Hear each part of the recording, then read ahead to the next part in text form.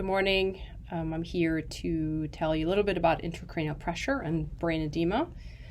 Please email me if you have any additional questions.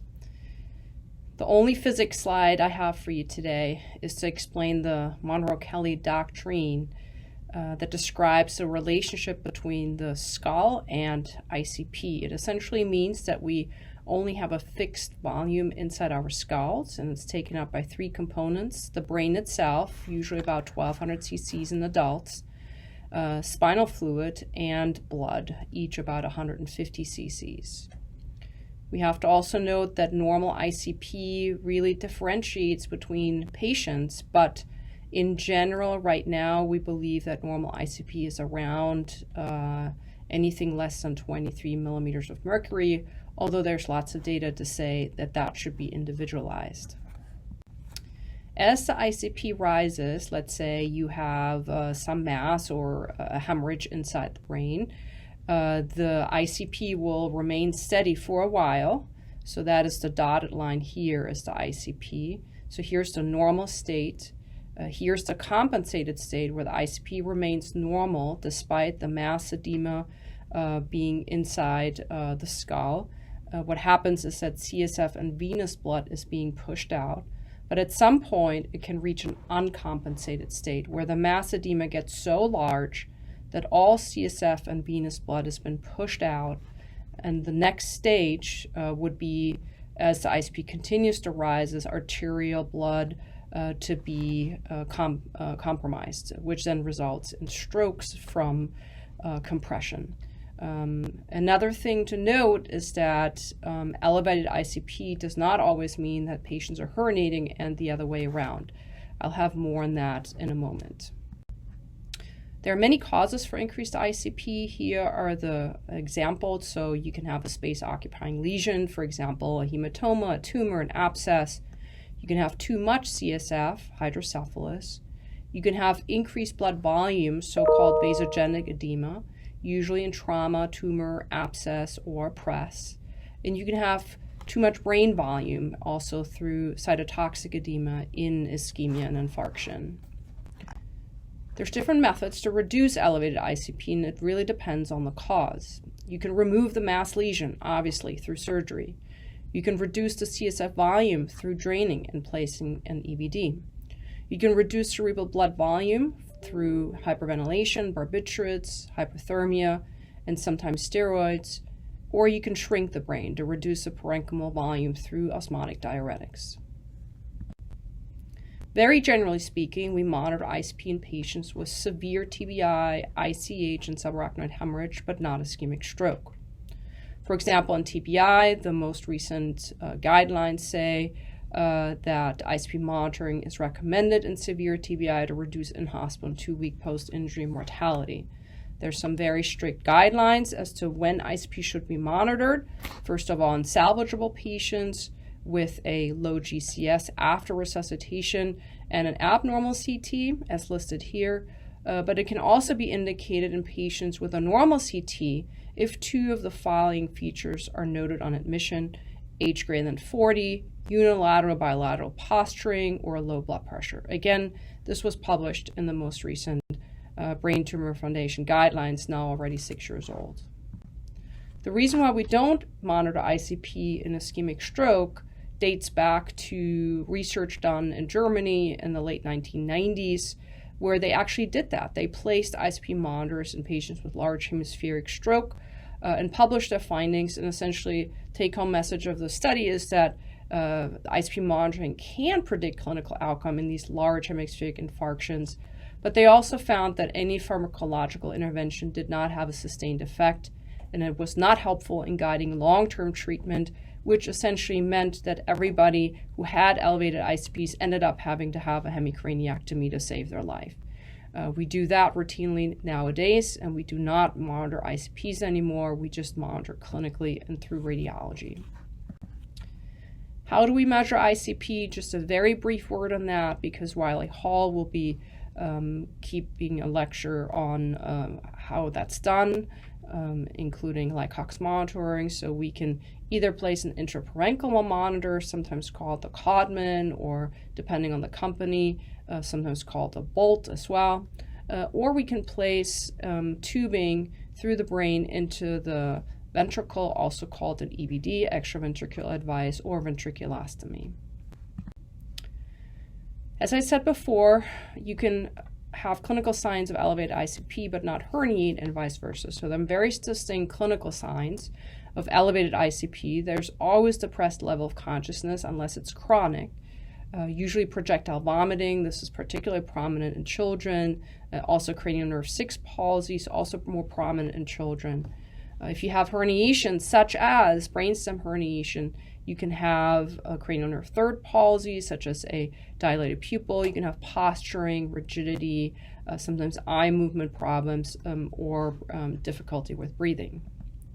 Here's an example of an uncal herniation. So you can have here an ischemic stroke in the temporal lobe that's then pushing onto the midbrain. So that part of the temporal lobe is called the uncus that's herniating onto the midbrain. And what's in red here is the 3rd nerve that wraps around the brainstem, and the yellow arrows indicate the herniation. So pressure onto the outside of the 3rd nerve, and the first clinical sign of that is a dilated pupil. So that's the typical blown pupil in uncal herniation. Elevated ICP does not always result in herniation, but herniation can be present even if the ICP is normal. So that's an important take-home message. There are 3 different types of herniation. Let's talk about these. They all have different clinical signs. So we already talked about the uncal herniation. I just showed you that. So when the uncus pushes onto the midbrain, the pupil dilates on the same side. You can have contralateral, sometimes ipsilateral weakness or posturing. That has to do with either direct compression of the motor fibers by the uncus or pressure onto this bony substrate here on the other side, where you can then have ipsilateral weakness or posturing.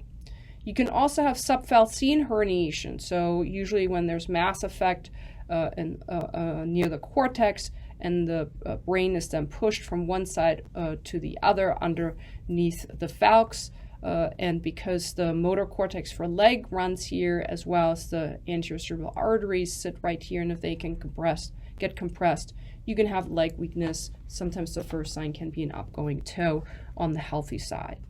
And if you have cerebellar herniation, you can herniate through the foramen magnum. That's called transtentorial herniation, sometimes cerebellar herniation.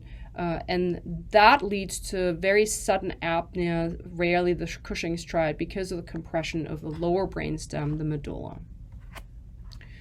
Very briefly, this is very rare, but can occur that you can have herniation despite a hemicraniectomy when you have a lower CSF leak, for example, after a lumbar puncture. So here's an example of somebody with an ischemic stroke who had a hemicranie, had an LP for fever workup, and over several days developed this sinking of the skull and a herniation onto the brainstem. Patient presented with posturing and a dilated pupil, and by putting the head down and eventually doing a blood patch, that was reversed, which is the picture here in C. There's some very simple care issues that we want to highlight in patients with brain edema or elevated ICP. Number 1, you want to elevate the head of the bed at 30 degrees, not less than that because it elevates ICP, but not more than that because it lowers brain perfusion. We only want to use isotonic or hypertonic fluids listed in multiple concentrations here. Sometimes we switch to sodium acetate because we don't want to give high concentration of chloride because that leads to acidemia. We want to control fever very aggressively, so that's induced normothermia, sometimes even with Arctic sun if needed. Preventing seizures, and for patients with vasogenic edema, such as in tumor or abscess, we can give steroids, but really only for those. Here's the emergency treatment protocol for increased ICP in a patient without an ICP monitor, so essentially clinical signs of herniation, or you suspect that they have elevated ICP. Again, you want to elevate the head of the bed to 30 degrees, not more than less. Give them fluids, isotonic fluids, intubate. You can briefly hyperventilate, a little bit on that in a moment. You give them osmotherapy, and it really doesn't matter what you give them, depending on comorbidities. Sometimes, unless there's an unstable C-spine fracture or the patient is thrashing around, which, by the way, when they're herniating is usually not the case anyways, you can consider loosening the collar. That should only be done with attending approval. Foley should be inserted due to the osmotic diuresis resulting from the mannitol, and then send for a CT scan and the consideration of a neurosurgical consult. ICP is treated in a stepwise, tiered fashion. Here is kind of the outline of that protocol going from 1 to 6. There should always be a consideration of surgical decompression, and if that's not possible, we go down in a stepwise fashion this protocol. This is also located on the hub at UMass. Hyperventilation can be used intermittently as a short-term measure for moving from one step to the next, but should be done very carefully. Sedation with short-acting meds to allow repeated neuroassessments, such as fentanyl, ideally remifentanil, although that's not always available in ICU, as well as propofol. Midazolam is another option, although should be used last because it can lead to or worsen delirium. There's more information on any of these agents in the pharmacological section. CPP optimization can be done, for example, through vasopressor infusion. This has to be done carefully because people don't always have intact autoregulation. But here's an example where the ICP rises, the CPP falls at the same time, and then a vasopressor is started, the MAP increases, and you can see how sometimes that leads to improved ICP.